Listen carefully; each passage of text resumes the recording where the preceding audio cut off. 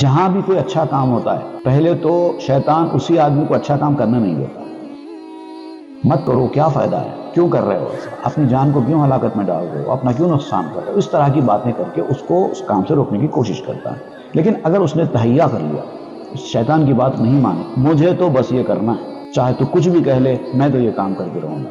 اب شیطان کیا کرتا ہے، ان کے کسی دوست، ان کے کسی رشتہ دار جن کی بات کی ان کے پاس ویلیو ہے، اس کے پاس جاتا ہے، جا کے بولتا ہے تمہارا دوست یہ کام کر رہا ہے، اس کو مت کرنے دو. کیونکہ اب اس نے تو اس کی بات نہیں سنی، وہ آدمی اس کی بات سننے والا ہے، اس کو استعمال کرتا ہے.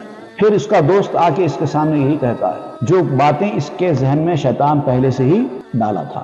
اب اس کو یقین آ جاتا ہے کہ جو باتیں میرے ذہن میں آئی تھی وہی باتیں میرا دوست بھی کہہ رہا ہے، تو اس کا مطلب یہ صحیح ہوگا.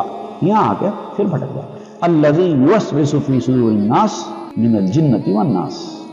یہی وہ لوگ ہیں جو خناس ان کو کہتے ہیں، یہی وہ لوگ ہیں جو لوگوں کے دلوں میں وسوسے ڈالتے ہیں. اور یہ وسوسے ڈالنے والے من الجنہ بھی ہیں، جنوں میں سے بھی ہیں جو دکھائی نہیں دیتے، کان میں بات ڈال دیتے ہیں. والناس، اور لوگوں میں سے بھی ہیں، انسانوں میں سے بھی ہیں. کیوں؟ کیونکہ وہ شیطان کے آلہ کار ہیں، شیطان ان کو پپٹس کی طرح نچاتا ہے.